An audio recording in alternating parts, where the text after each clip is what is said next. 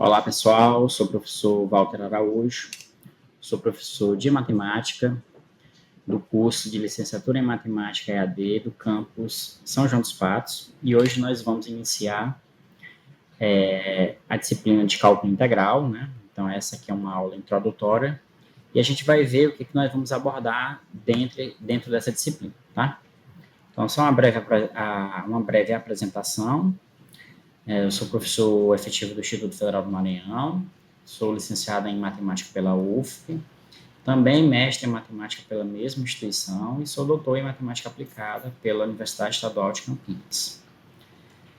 Trabalhando em cima do nosso plano de ensino, então, o que nós vamos trabalhar em cálculo integral, né? Nosso cálculo integral, né, em outras palavras, é o nosso cálculo 2, né? Nós tivemos o cálculo 1, que foi o cálculo diferencial, onde nós trabalhamos com limites e derivadas. E agora vamos trabalhar no cálculo 2 com o cálculo integral, tá?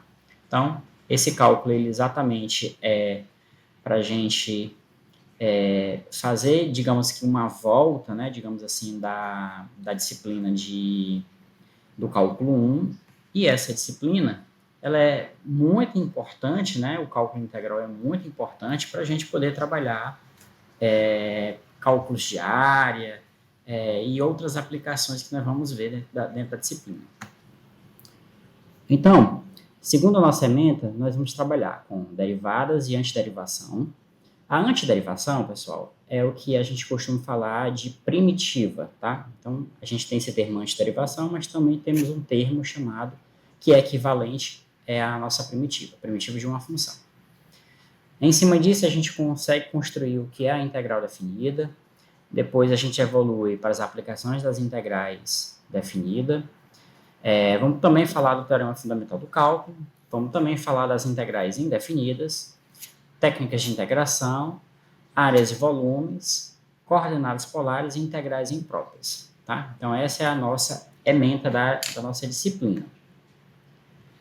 O nosso objetivo geral é estabelecer a ênfase às diversas aplicações de integrais definidas, destacar os princípios fundamentais envolvidos no cálculo de forma intuitiva, motivadas e explicadas.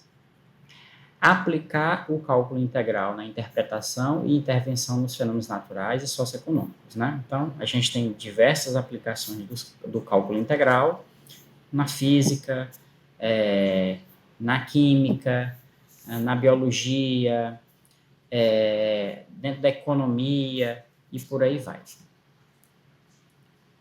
Na unidade 1, nós vamos ver dois conteúdos: derivadas e antiderivação, que é a nossa primitiva, e vamos ver a integral indefinida.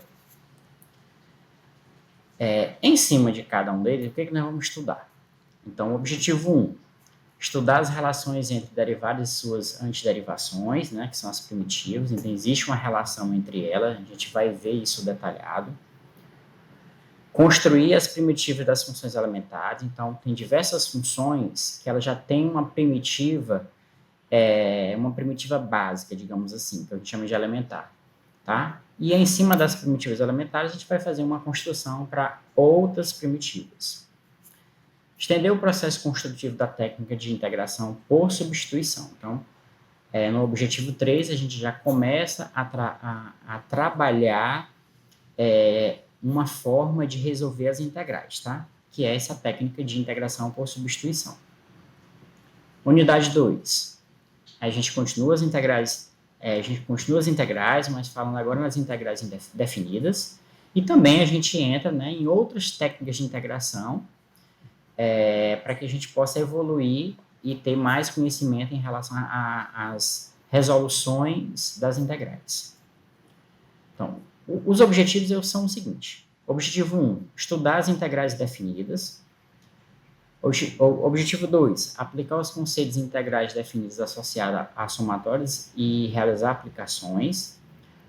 Objetivo 3, estudar o teorema fundamental do cálculo e suas variações. Então, esse teorema fundamental do cálculo, né, ele é importante porque ele é que faz o cálculo das integrais definidas. Então, quando a gente fala definida, é porque a gente define um intervalo da função. Então, a gente vai ver a necessidade de estar fazendo esse estudo.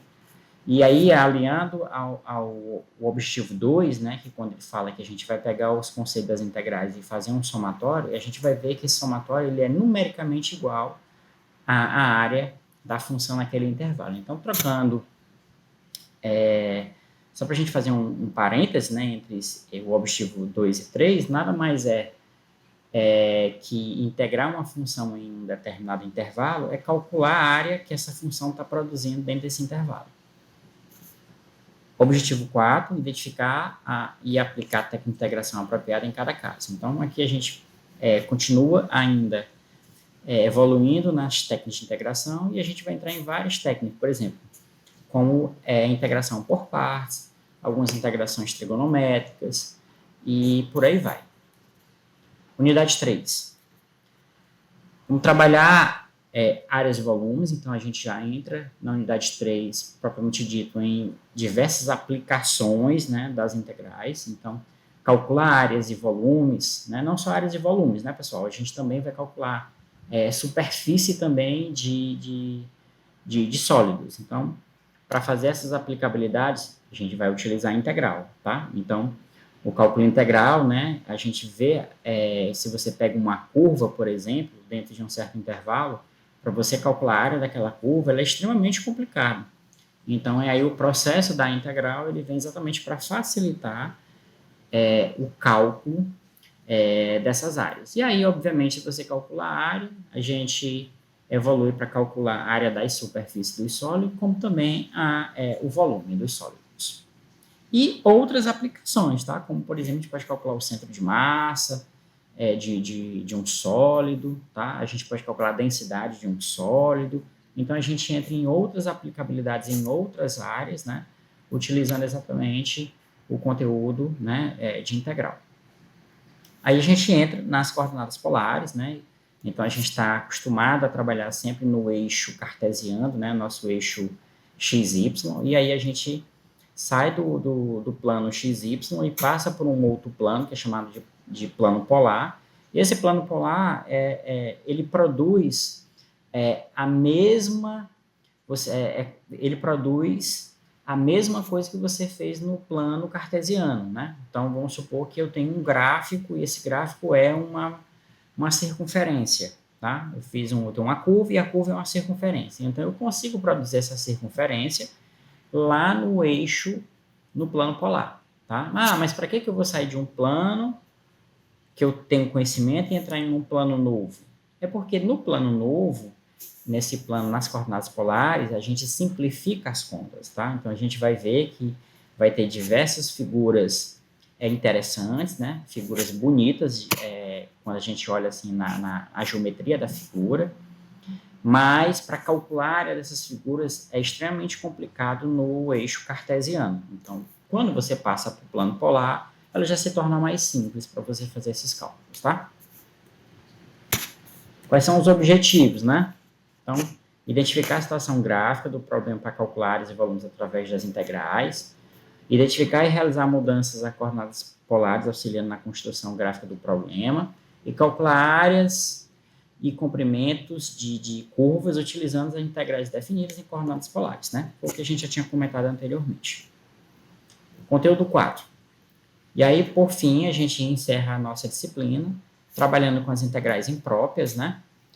E o objetivo específico das integrais impróprias é trabalhar as aplicabilidades das integrais impróprias em diversas áreas do conhecimento, em especial na física, tá? Construir os gráficos de funções reais, dada por uma integral imprópria, e calcular sua respectiva área. Então, a integral imprópria ela é uma evolução da integral definida, só que quando a gente fala integral definida, você define um intervalo de funcionamento da função, tá? Na verdade, da integral. De um A até um B.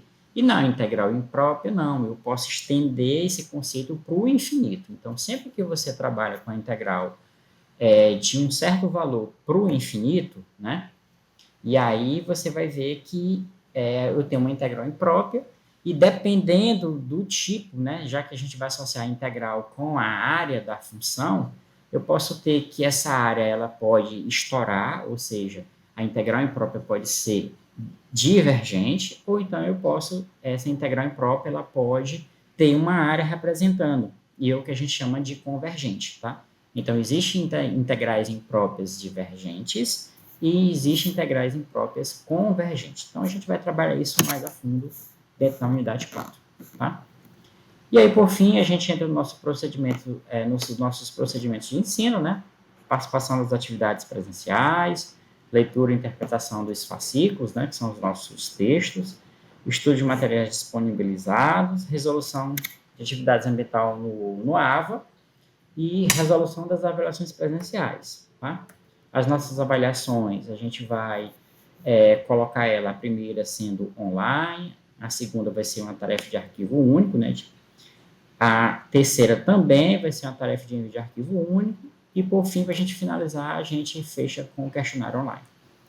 Tá? As nossas avaliações presenciais, elas são avaliações individuais, né, realizadas nos polos, como todos vocês sabem, e a gente tem 4 tipos de avaliação, né, dependendo da logística de cada aluno. Né? Então, existem as avaliações regulares, as reposições, as avaliações finais e temos também as avaliações de repercurso. Tá? E os nossos recursos, né? Os nossos fascículos são impresso e digital. Nós temos também o AVA e suas ferramentas como um ambiente de aprendizagem, né? Que a gente utiliza. Temos também um recurso do Google Meet, né? Se a gente achar necessário. E as nossas referências bibliográficas são exatamente estas aqui, tá? Nós temos o livro do Guidoriz, o livro do Anton, nós temos o livro do Aires, o livro do Sturz, né? E temos outras referências, tá? Então, são referências, não quer dizer que vocês precisam ficar presos a esses textos aqui, tá? Mas, assim, eu costumo trabalhar com a primeira referência, que é o livro do Guidoriz, então é um livro muito bom, tá? Um livro referência no Brasil, né? Não só no Brasil, mas também fora do Brasil, é um livro que tem uma longa rodagem, né? E nós temos aí edições mais recentes aí do livro do Guidoriz, tá? Então, a gente ficamos por aqui e essa não foi a nossa aula de apresentação, até a próxima, onde nós realmente vamos iniciar o nosso tópico. Então, novamente, sejam todos bem-vindos à disciplina de cálculo integral. Tchau, tchau.